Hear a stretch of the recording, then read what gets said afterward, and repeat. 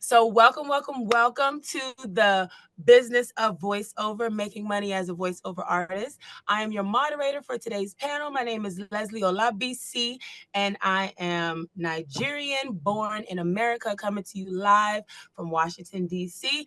Let me introduce our panel guests. I know we are all here. We've been patiently awaiting our turn.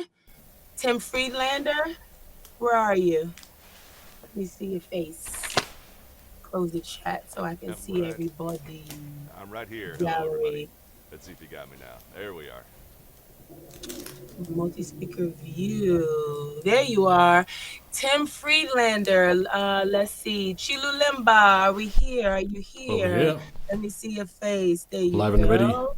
And Lapides. I know I saw you in here earlier. Let me see your face. Let me see your face. I don't, but we will get started in our introductions. Tim Friedlander from the USA is a distinguished voice actor and studio owner based in Los Angeles, renowned for his talent and advocacy within the industry. With a remarkable career spanning various facets of that voiceover work, Tim has solidified his position as a leading figure in the field as the president and co founder of the National Association of Voice Actors, also known as NAVA, where Tim has tirelessly championed for artist rights, embodying a commitment to the betterment of the profession. Round of applause for Mr. Friedlander. Oh, we'll do Thank you, snap so thank you, it's not thank too you. loud. Great to Okay, be here. Mr. Chilu Lemba coming out of South Africa. You are welcome. Thank you. Oh, with almost 30 years of experience and multiple voiceover awards, Chilu has established himself as a highly sought after professional in the African industry, from intimate narration projects to the Africa Cup of Nations opening ceremony to the CNN Africa Journalist of the Year awards. Give it up for Mr. Chilu Lemba. Miss Lapidus, are you here? We'll give her an introduction anyway for the playback. Miss La Lapides is the owner and president of La Lapides Company, which provides hybrid training and production studios in Boston, New York City, and Los Angeles, USA. She is also the proud pioneer and voiceover talent agent artist for MCVO in Boston, representing talent from 5 countries worldwide. Okay. I'm not sure who is somebody rubbing up against their microphone. Okay, there we go. All right, so let's jump right in it with the icebreaker. Everybody always wants to know, how did you begin in your career in voiceover?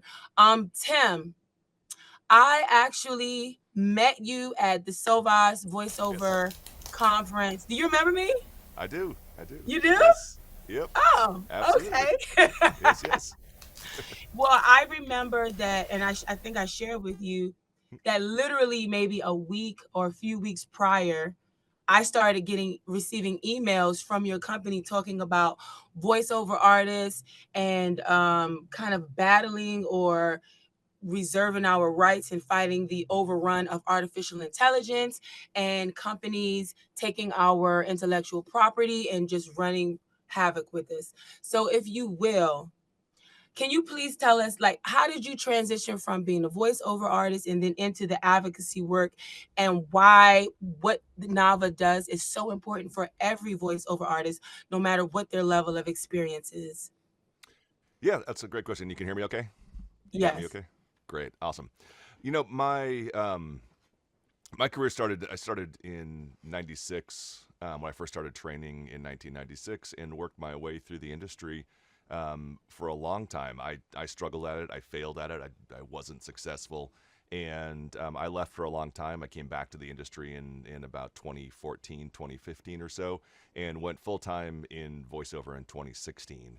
And one of the things that I saw when I first got into the industry in 2016 was a big gap in, I guess, education and training for those who were just starting out and trying to figure out how to transition from being a kind of an entry level or beginning working voice actor to being a professional voice actor. And there was a lot of information at the very beginning and at the very end, but there wasn't really anything in the middle about how to transition and how to make this difference from just starting out to actually working. Lots of information about how to start and lots of information about what to do once you're successful, but not a lot of information about how to get there.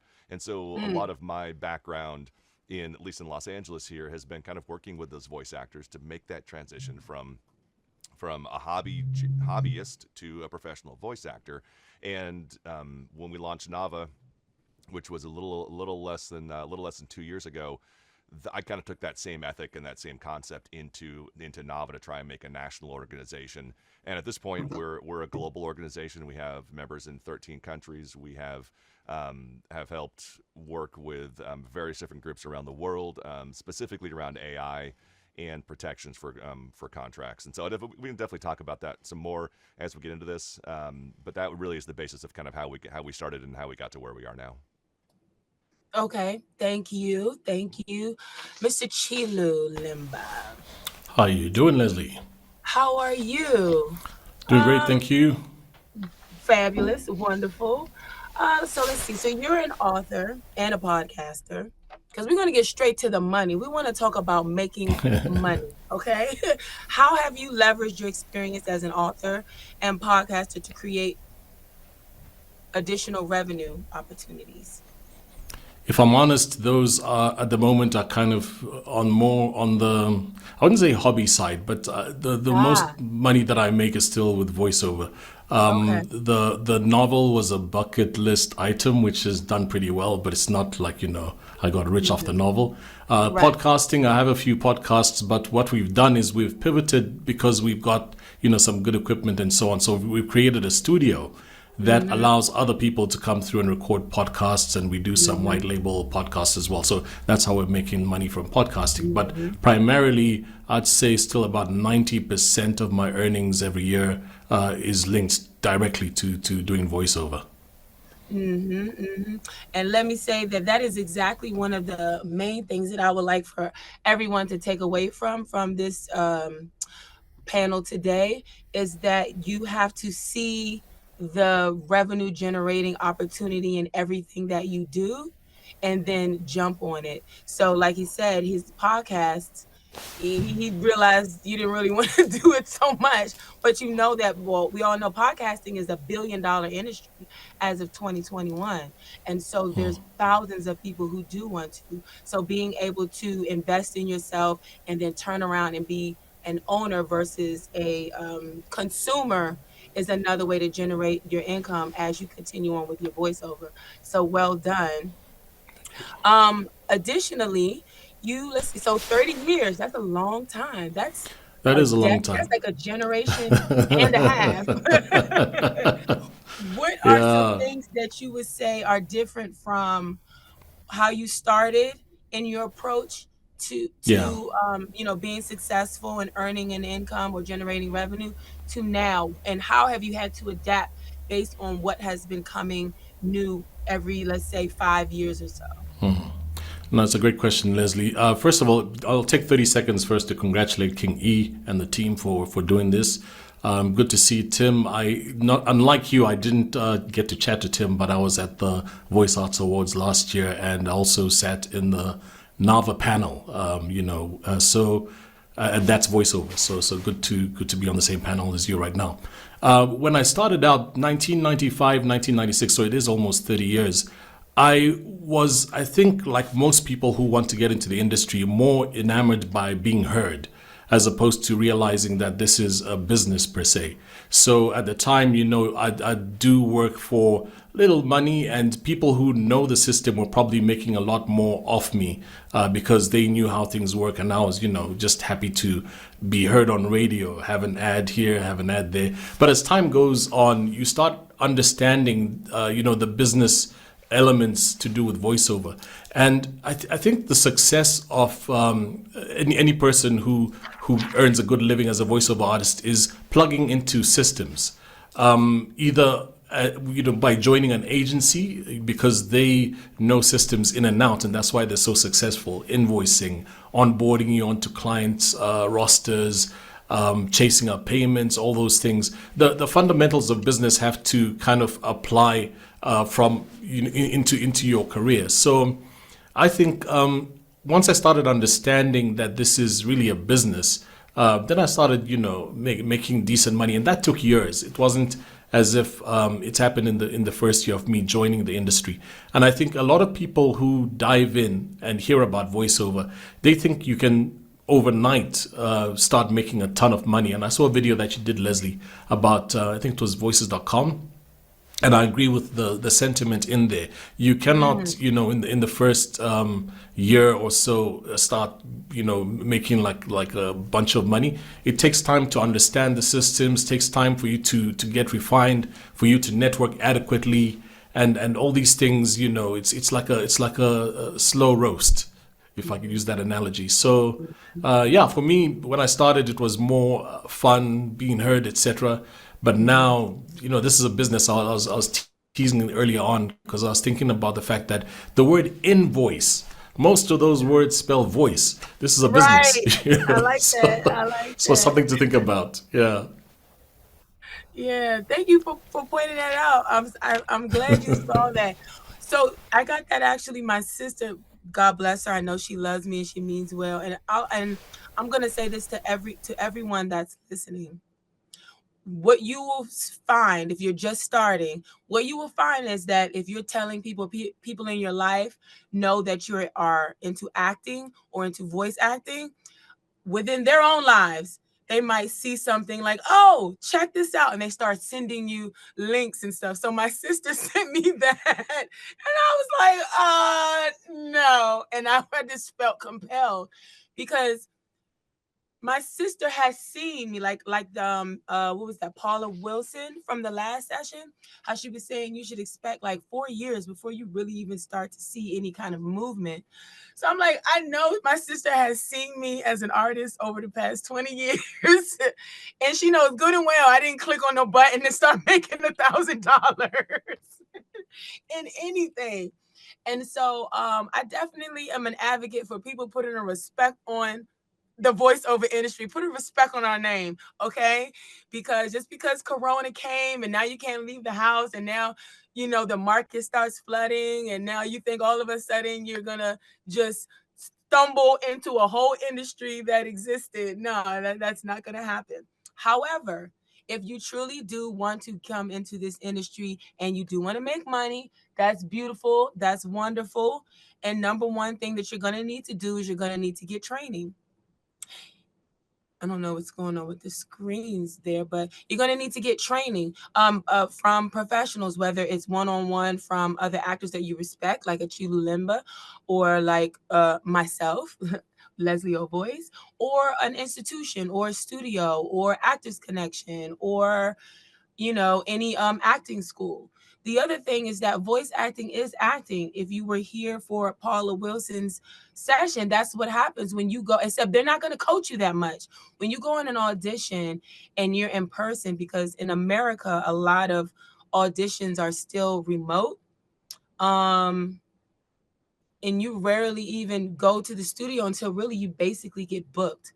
But before you would either self tape an audition or you would go to the studio to audition, and they will let you. I do not have a speaker field. Okay, let me just find where you are. They will let you come into the studio. Let you come into the studio. You read it yourself once. They'll give you one small. Okay, try it a little less loud.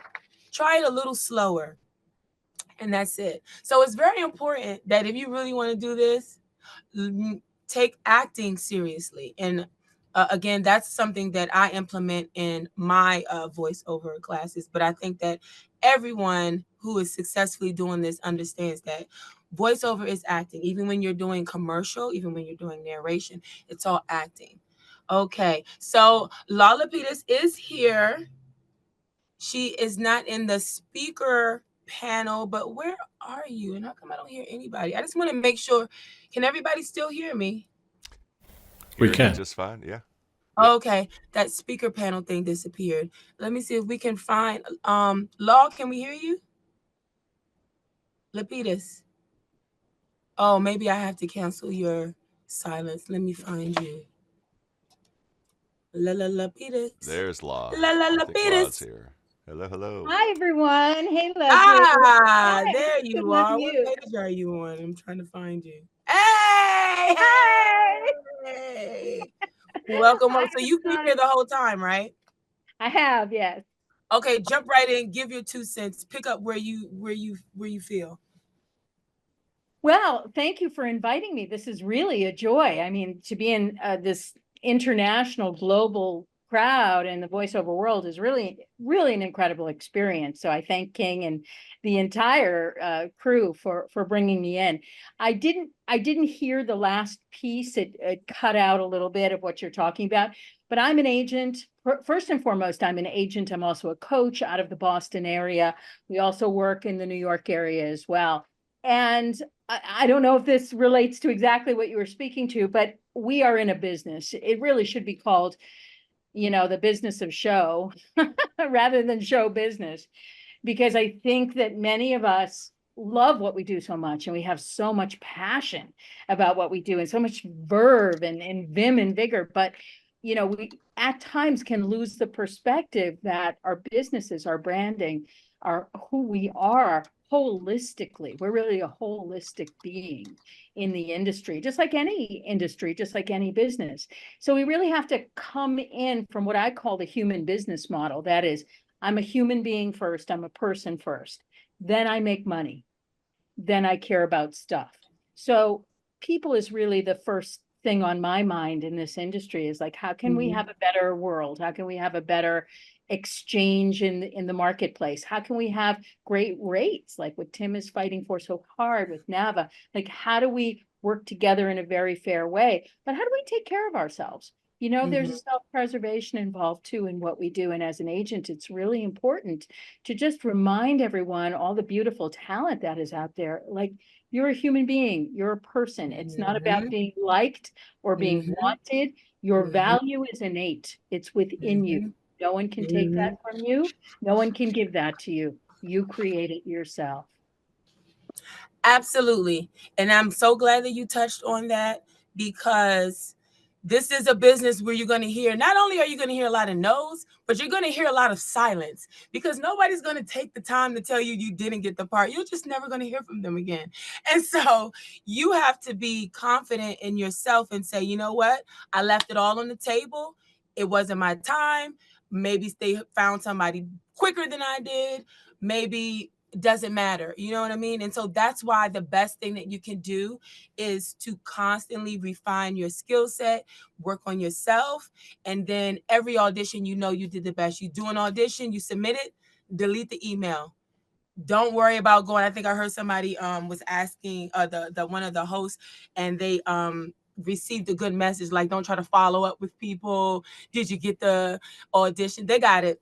Everybody's internet is working, everybody's emails and Dropbox and WeTransfer, it all works. They're just not going to respond to everything. So it's really important that you have your own confidence. That's really the number one thing that you have to build. And what contributes to that is training. The more confident you are in your skill set, it's going to come out in every way that you communicate, no matter what it is and no matter who you're talking to. So I'm talking to Miss Lapides, and I do different things, but I'm still a working, soliciting voiceover actor. You don't think that I'm gonna send her an email when it's over?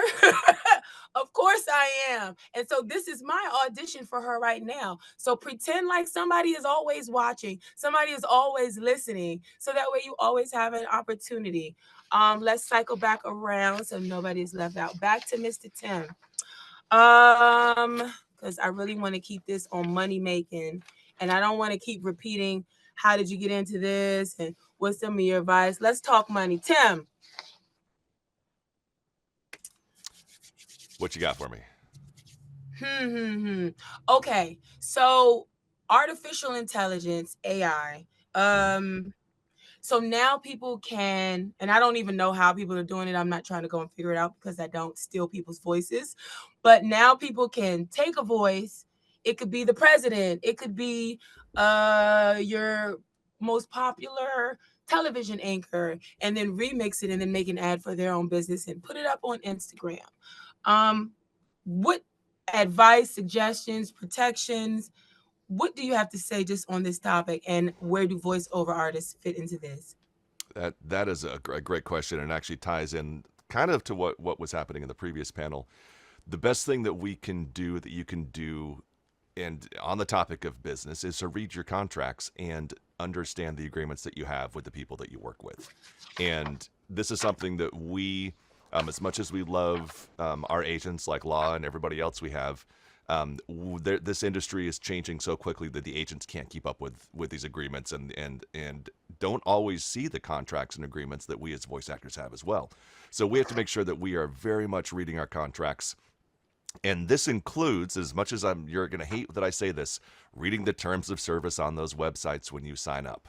Reading the terms of service on Mandy and on Backstage and on Voice123 and on voices.com, because what's happening right now is that we are finding, and we have found, that many of these websites, by uploading our audio to them, we have given them permission to take our audio, to use that audio, to sell that audio, to profit off of our audio, and to resell it back to the community as a synthetic voice.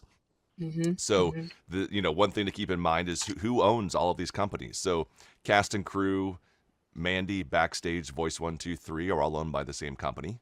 So you're going to have this very, a very large group of people using a lot of the same information, a lot of the same contracts.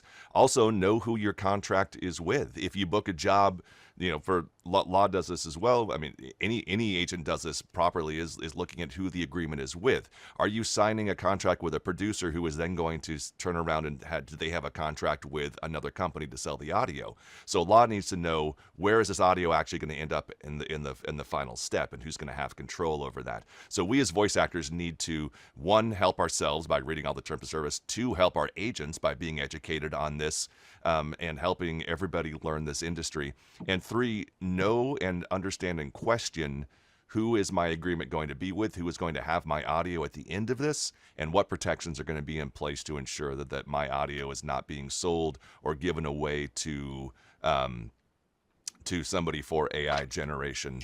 And Nava, somebody asks here, what clauses should we be looking for to avoid AI takeover? We have a Nava writer. It's on our website. Anybody's welcome to download it, and it just says that you will not use my voice for AI, for synthetic voices, or for machine learning, and you can add this into your agreements that you have. You can't add that, unfortunately, into the terms of service of a website, because you're either going to agree to those terms of service or you're not. And right now, many people, visual artists, musicians, graphic artists, all across the board are very much critically looking at the terms of service of these websites. Many people are leaving certain websites. They are leaving, and they are deleting their files and making sure that they are protected. As this industry changes and as this technology spreads around the world, it's important that everybody, regardless of where you are, regardless of what country you live in, regardless of what country you work in, since this is a global industry, we work across all borders. We work across various different state laws and federal laws and government laws to understand what those laws are going to be and how you can protect yourself.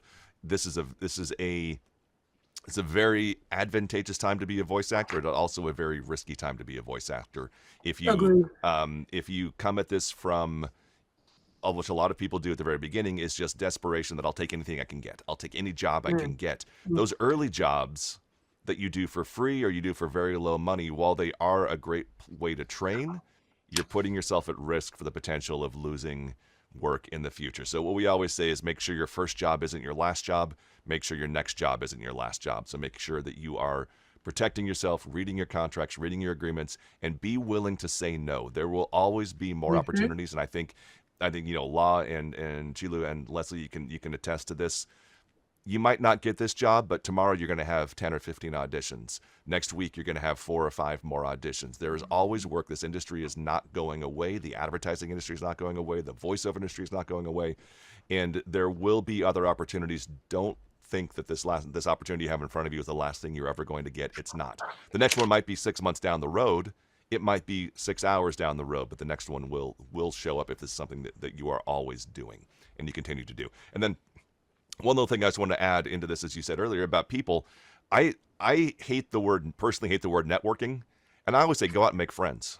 Just go out and make friends, right? Everybody on here, we're all doing the same thing. We all have common interests. We all want to be voice actors. We all want to learn. Make friends with everybody on this panel. Make friends with people who are here. You know, Law's my agent, but she's also my friend. I know when I go and see her at a convention, we'll hang out and we'll talk about what's happening in our lives and kids and see these things and see what's going on because we're friends.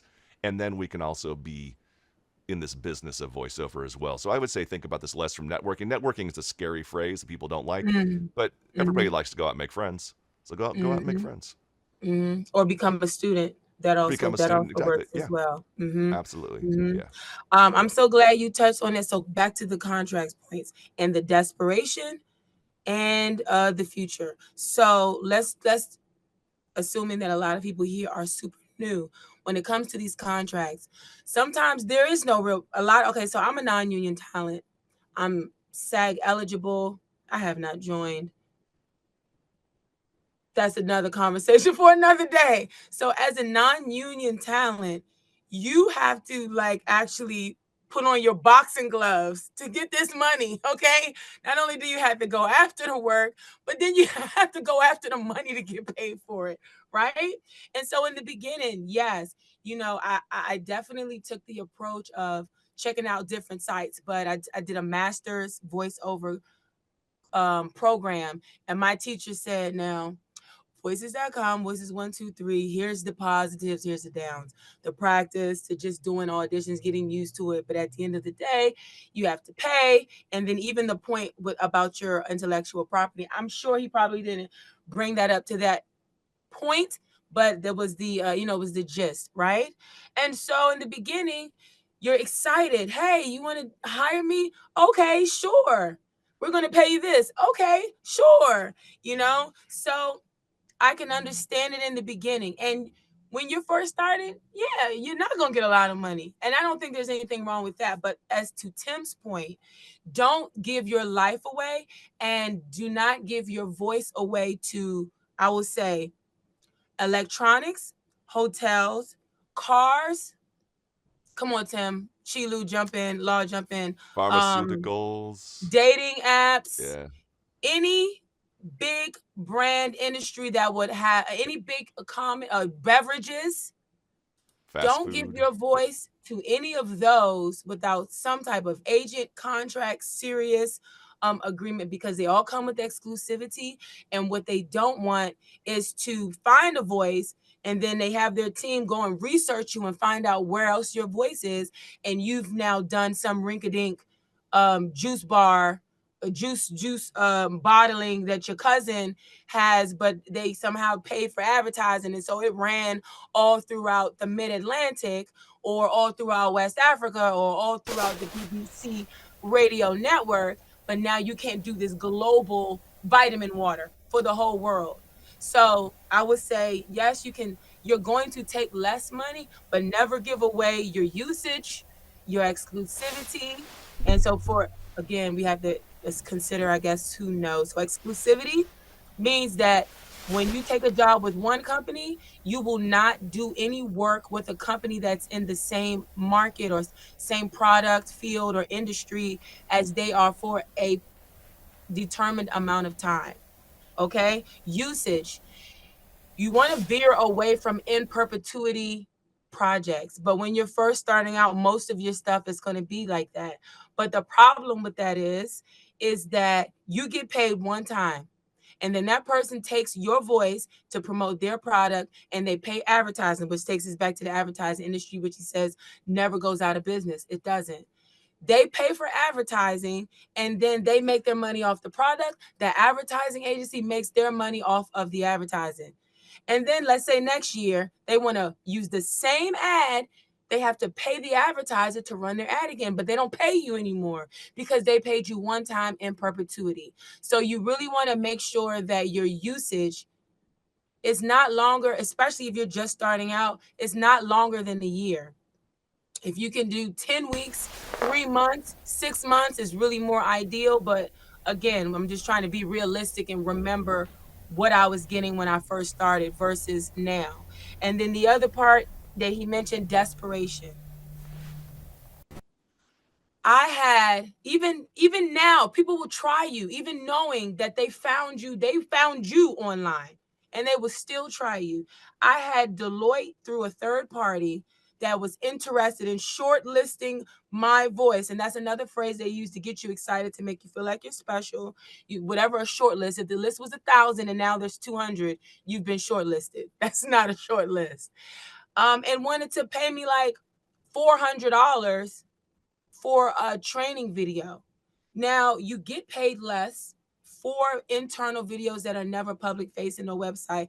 However, Deloitte is a multi-billion-dollar company that has been #1 in the world for 6 years straight.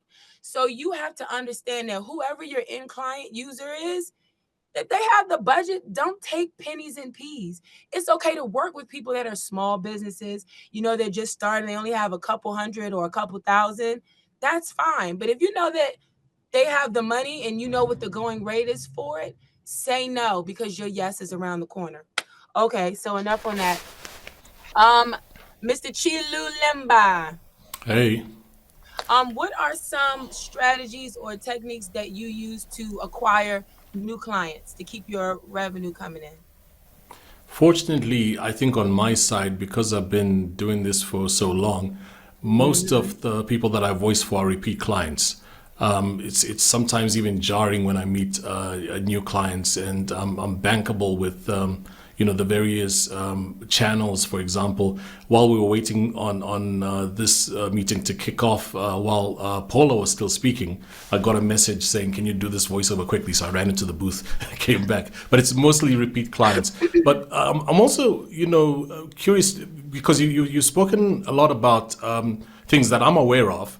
But I kind of suspect that a bunch of people that are on the chat right now might not be aware of these things, because the US operates quite differently from Africa, and Africa also operates differently across the country. So for instance, in South Africa, there's the PMA, which is the Personal Managers Association, which kind of gangs up every year and works out what might be the rate card for South Africa, with usage rates and all those things. But then you move across the border into the next country, they don't have anything similar, and so they don't have usage rates. And the other, a lot of the speakers I'm hearing talking about, say, voices.com, Mandy, and all these, which I'm curious to find out who's using them in Africa, because a lot of the jobs that they cast are for North America, Europe, etc.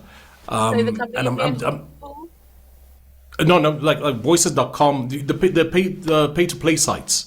A lot of people, I find, don't use them if the guys are based in Africa, because the opportunities that are placed there aren't really meeting our criteria. They're not looking for Zambian accent, Zimbabwean accent, and a lot of them are North American and Europe in terms of their casting, Bodalgo.com, etc. So I'm just kind of curious to maybe in the chat get a sense of how many people are using those. But to your question, lest I veer too far, some of the strategies. Before you got established, when you were first acquiring your when I clients, was first, how did you do it? yeah, I think for me, when I started getting a lot of work was when I got with an agent. So that was maybe because I've had two stanzas to my career. So when I moved to South Africa, Intertalent, which is one of the top agencies, signed me up, and their job was to market me extensively. And what had happened at that time was there was a wave of change in Africa in terms of how voices were being positioned to voice certain brands. So they were kind of marketing me as the neutral African accent, which worked to their advantage, because like some of the big channels were getting pushback if they used a very particular South African accent, whereas the jobs were being produced in South Africa. So I got a head start, but long story short, it was the agent that was pushing a lot of the work my way and marketing me. So I always kind of think there's merit in getting signed to an agent, because remember earlier I talked about systems, but they also have that marketing element where they can see gaps that can keep you busy. And once you're busy, they get a cut. So, it's to their advantage for them to see you do well in most cases. Okay. Okay. You mentioned, what did you say? Oh, representation. So that's another point. So you have representation that might only work with whatever your respective countries, agencies. Let me get my thoughts together. Well, There's work that's maybe going to let, be let me agency ventilate only, it further for that's going you. to be union only, or that's going to be non-union or freelance. You can work. So, You can so, work with the variety. so to your point, there's no union and non-union in this region. In this In region, Africa, you in South no, you Africa. find out about it when you kind of speak to people in the US at conferences, etc. But to Okay. us, that's Greek. So this is Um, agent. so You're either so represented or not represented. so when I'm speaking agent, I'm speaking I'm assuming now that kind of agent who Yeah, yeah, gets yeah. you work. Yeah, so Hmm. that's as far as relationships go here. There isn't. I mean, there's some Okay. organizations that will gang up and try to look into the well-being of voice artists, but it's very different from how it's established and set up in the US. Is what I'm saying. Okay. Sounds good. And that takes me to another point, which is very important. As a voiceover artist, you are a global voiceover artist. And so, the reason why I say, again, union, non-union, even in South Africa, if you want to get representation in America, you can. Everybody, though, needs a demo. So the number one thing you need to do after training is make your demo. And that is your marketing tool. When you email Miss Lapides, don't email her without a demo. Okay. So once you do that, and then you go to someone who that's what they do for a living, is they produce demos, or they've done it successfully before. The way you can find out if they're any good, ask them who have they done, go to their website, Google their name, and see what they sound like. That's the easy way. But in America and in other places, but in America, you have some agencies, big agencies like, let's say, CESD. I think that they mostly work with people who are union. But then you have other agencies like PN agencies who work with people who are non-union. And PN agency, what is the PN stands for? They have a department where it's like ethnic voices. So there are a lot of opportunities in America for African voiceovers to come over, and you would be the commodity because you have your particular Kenyan accent, South African accent, Ghanaian accent, Ugandan accent, Rwandan accent, whatever the case is, accented English. So I definitely encourage, as another way to make money, is to definitely think globally. Reach out, go to the UK, go to the United States, go to Canada, go to maybe Brazil. I don't know about the whole South America, but Brazil, because it's quite diverse, and submit there. Would you agree, Miss Lapides?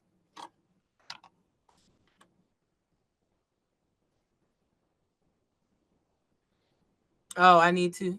Do I need to? Are you muted? Okay, she gave a thumbs up. I didn't mute you, by the way. Don't kill me. I see a mute There we here. go, Leslie. Here There you I go. there we go. It wasn't me. No, it's okay. You just, Wholeheartedly, I agree. I was just about to want to jump into that.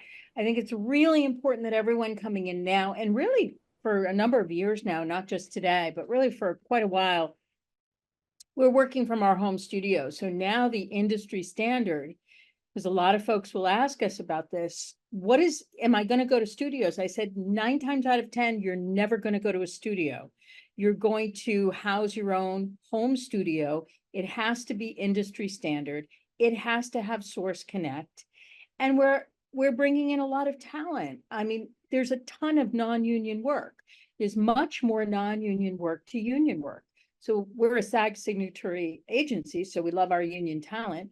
But I like to be honest, I'm a transparent kind of person. If you're non-union, which many of our talent is, you should be working really hard to get work, because there's a lot of jobs. There's thousands of jobs out there for different kinds of voices, very unique voices and very real voices. voices who are non-actors, which I want to clarify what I'm saying by that.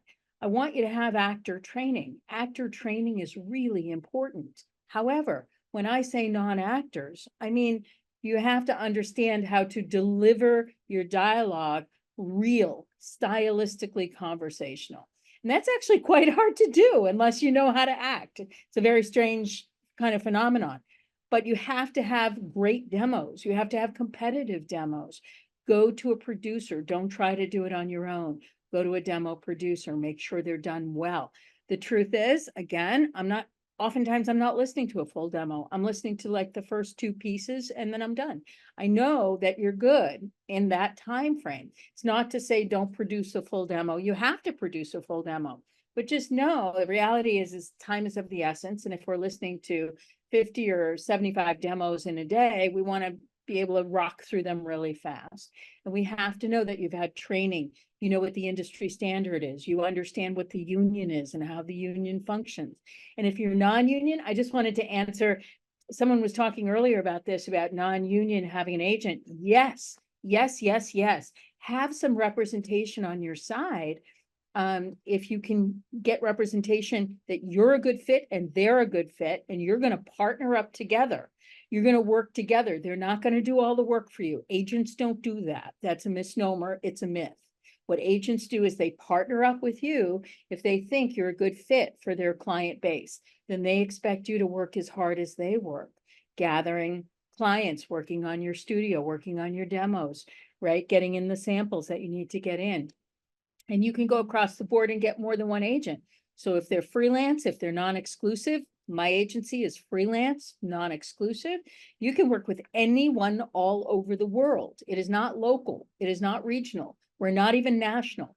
We represent 5 countries right now, going on more. So it is international. The only one thing I have to warn Leslie about, which some of our people have run into, is tax issues. So you must have a great attorney, a great accountant or financial advisor on your side so that they can advise you. Because when you work all over the world, which you probably will, you're going to need to know how to handle taxes. You're going to need to know what your company is listed under. Are you a sole proprietor? Are you an LLC? What are you, right? So it's really identifying and naming your business under that legal umbrella based on your location, okay, where you live, where your business lives, and also taking care of that, because the people that employ you may not know. They may not have answers for you if they're in Wisconsin or they're in Hawaii or they're in, wherever, Eastern Europe. So you have to take accountability. I like to say, take agency. You're not an agent, but take agency for your business and full accountability. And as a non-union talent, work with as many people as you can around the world. Absolutely. She touched on a point of a home studio. If you want to be competitive in this industry, you have to have a home studio. This is my home studio. And you might want to have maybe 1 or 2 varying mics. You definitely want to have a large condenser microphone, large diaphragm condenser microphone, and then another one that you might particularly like, whether it's just regular condenser or cardioid. I have, funny enough, they make a joke that nobody actually uses these mics except for their logos for their cards. This was my first microphone. Let me tell you something. There's a lot of voiceovers out there that I performed on this microphone. So it's really about picking something that you sound good on, and using it properly, knowing where to stand, depending on your actual space in your recording. For instance, if you live in a place like an apartment or something, it's very noisy, very loud, and you don't have super sound absorption, you really don't want a super sensitive condenser mic because it picks up every single little thing. So you want something that's more muted in the background and front focused. You don't want something where it picks up sound all around. So learning, also not only training your voice, but learning about microphones and your space is how you will make a custom studio. There's no set rules to studio other than you want the sound to be as dead as possible, as little echo as possible, without reflective pieces. So that's just a little tidbit when it comes to home studios. But you do need that to be competitive. The other thing I was going to say, that Miss Lapides tapped into, is that taking agency. Now I'm at the point where people are finding me because they are able to find me. So what do I mean? Visibility. I want everybody at the end of this conference to go to google.com and type in your name and see what the search results. And your goal within the next 3 years is to return a full page of search results. That's how many, whether it's websites, interviews, platforms where you can put your samples, like SoundCloud, your own website, um, collaborations, podcasts, anything, anywhere. Hashtag and tag your hashtag. You start hashtagging yourself when you put your work online. Um, be more professional in your online representation if you want to take this business in seriously. I'm looking at everybody that is making friends in the chat, and that's lovely and that's wonderful. And I hope that you use Instagram and TikTok not only as a means of social camaraderie, but that is a business tool. And so you want to be mindful of your online representation at all times. If you want to be serious in this industry, if you want to have a nonsense online profile, I suggest that you use an alias and then use your real name for your professional public facing representation. And if you ever notice, when you type in probably like a Chilu Lemba, you'll see an actor panel pop up. You'll see his face, you'll see his website links and things like that. That's called an actor panel that Google provides for you for free. And so after either set amount of listings, or you might be able to just go straight to Google, you will be able to have that for yourself.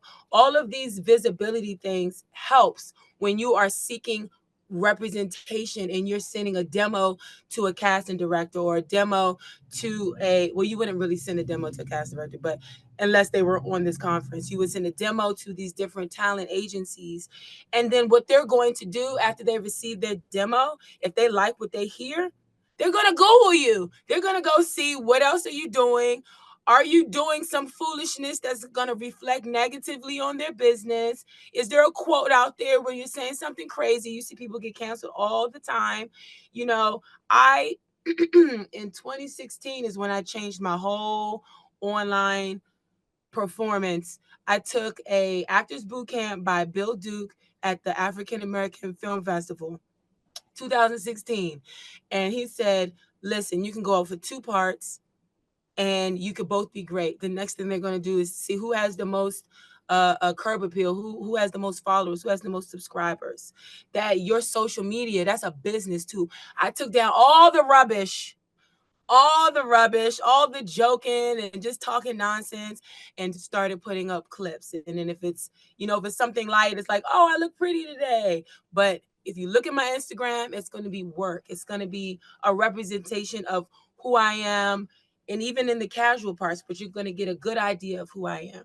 And so that is equally important. So you got your training, your self-health and confidence. You have your demo reel produced by a professional. You get a quality microphone, start going to the studios and just getting practice and getting comfortable. When I first started, I just started going to the studio, and what I was recording was trash, but I just kept going. Luckily, I met a guy who had his own studio. He gave me a break. He had not recorded, he was a producer. He had not recorded any voiceover artists, so it was a learning for both of us. I said to my manager, because I also act, I think I want to do voiceover. And I sent her some samples. She's like, yeah, I don't think that's probably going to work for you. And I was determined to prove her wrong. And so I kept going. And here we are. So you have to put in the work. You can't cheat the skill and the development that it takes for you to get to become a desirable voice talent where somebody wants to represent you. And once they believe in you, once they've now checked you online, now the real work begins, because it's a numbers game. audition as many times as you can. Do everything as much as you can.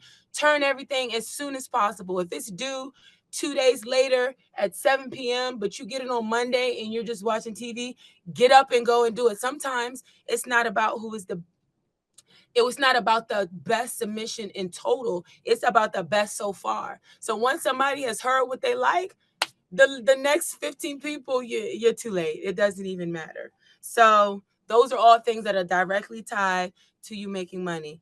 I want to come back to Tim. Do you have anything to add with anything that we've covered so far? I think you touched on a lot of things that are great to reinforce, and something that I've learned over my career. I started as a voice actor, but I explored the entire business of the industry. And so voice acting is one, being the actual person behind the mic is one tiny part of my entire business. I have 5 studios in the United States. I do production, I do casting, or help with casting. I do directing. Haven't written anything yet, but otherwise I've done everything else. I do payroll. I do signatory services. I help people with SAG-AFTRA. I help people with non-union, with contracts, with rates, and all of that has helped me become a better voice actor, because I see the industry I see the totality of the industry as opposed to just my little part of the industry. So that helps me understand and see when contracts come forward, when agents ask me questions, when agents need help with something. If producers have questions, I'm able to answer from the industry perspective, as opposed from the business perspective of the industry, as opposed to just the voice actor perspective of the industry. I think that's really important, to just kind of broaden your understanding of what this industry looks like, because it is changing. It's going to change, and it's becoming much more of a self of a business that you have to run yourself, a lot of times by yourself. And the more you know about the totality of the industry, the better you're going to be able to navigate and be successful in the industry. On the money, absolutely. Mr. Lemba. No, I agree with Tim. I think when you start out, you'll have a very micro view because you're looking at the immediate things that you need. But then after a while, that macro view is important. So even in the way that I look at things here in South Africa, I'm always checking what's happening. Say, for example, right now, there's a big sale on the table where a multinational company called MultiChoice, which employs a lot of us guys here, not employs, but like accounts for a big bunch of our business, is about to be bought out. So what's that move going to do in terms of affecting how things work, etc.? So I think once you start, you're looking at the immediate things, your demos and looking at how these things will affect you. But then at some point, having that bigger picture view is pretty critical. Like I'm very impressed with what Nava is doing, and I was very attentive on the panel, because, for example, if you look at it the other way in terms of AI, I've cloned my voice with 11 Labs. Tim, you might speak to that, and Descript, because I'm thinking that if I can get my workload to be less, but still benefit because I'm using AI technology to my advantage, is that a good thing? Is that a bad thing? It's all up in the air. And so I'm kind of monitoring what's happening with you guys who have a very macro view regarding the industry. And I think that's one thing that people should also consider in their journey in voiceover. Tim? Yeah. I am. Yeah, I mean, I think it's a very important thing to consider, and I think that it is something that we don't have answers for. I would refer everybody to the NAVA website, also to the United Voice Artists Federation. That's a group we put together a little over a year ago to navigate the global industry that is there.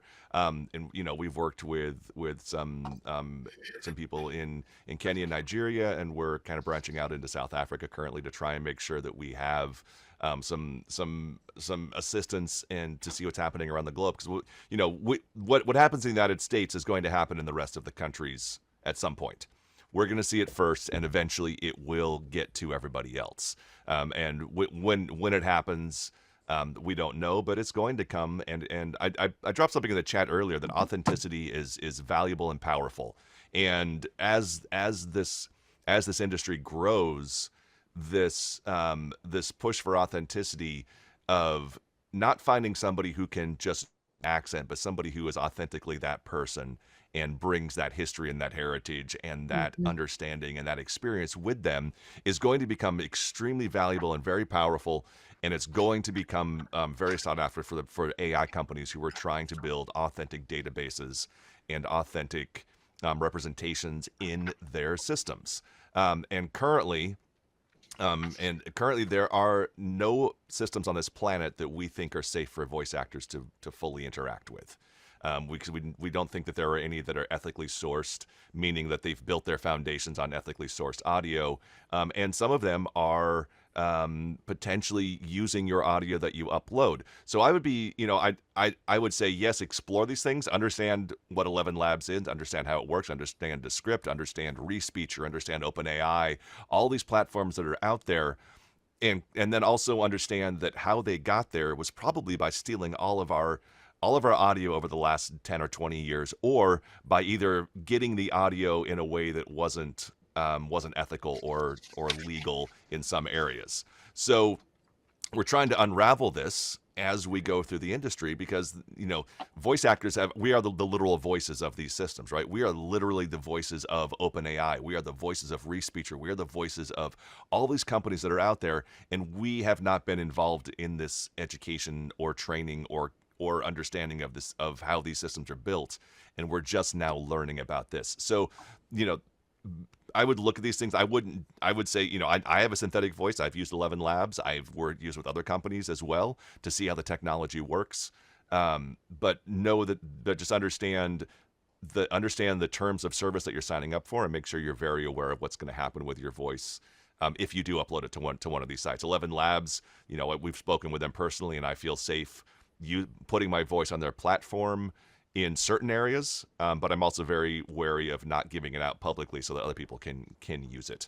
And that's something where, Leslie talked about exclusivity earlier. What happens if your synthetic voice is doing a competing product? Your synthetic voice is out there, and it's doing, you're the voice of Ford, and your voice is doing something for Chevy, or Microsoft, and your voice is doing something for Google, but your synthetic voice is out there doing something for Amazon.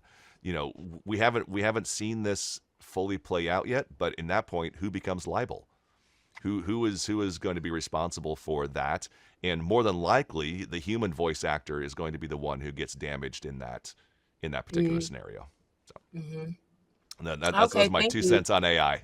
Yeah, thank you. No, definitely. So 11 Labs, yes to some, but the main point is to thoroughly vet. And I Absolutely. honestly, if you have first of all, you're getting a lot of compliments for your voice, Tim Friedlander. I also enjoy listening to you speak, as well as Mr. Lemba and Miss Lapides. But you're getting a lot of compliments in the chat, so we want to snaps for that. But yes, when it comes to artificial intelligence or any questions like that, when in doubt, contact Nava. If you try to do research, but you don't really understand what it is that you see, contact Nava. And speaking of contact, we are now at the end of our session. And so I would like for everyone to just quickly let everyone know what is the best way to reach them, starting with Miss Lalavitas. Thank you so much. So I am old-fashioned. Lapides Company at Gmail is great. You can go to lalapidescompany.com. You can also go to talentinnercircle.com.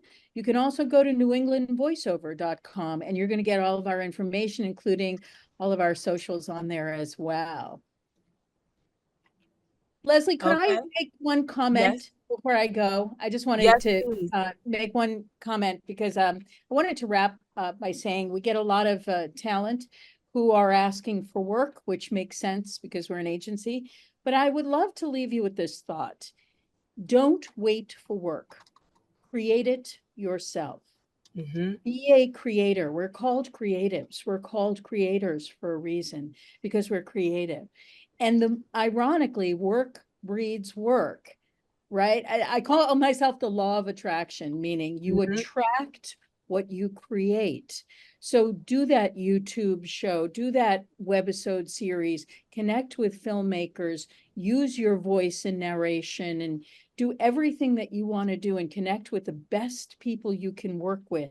Because the more you work, the more work you will get. And remember, guys, No one knows if you're getting paid. That's your business. That's not for you Yep. to share. That's with your agent, your contract, your client. It's not for social media, and it's not even for your friends. It's for your inner circle. So just work and work a lot. Mhm. And that's going to bring you the kind of work and the kind of energy and representation that you may be looking for. Yep. Thank you for that. I was trying to make sure we covered all the points. Okay, so that's good. Thank you for bringing that one, Mr. Lemba. Thank you, Chilu, Lemba, on all socials, and thanks so much for having me. It's been very insightful. Thank you so much for being here, Mr. Friedlander. Yeah, Nava Voices everywhere, and Tim Friedlander everywhere.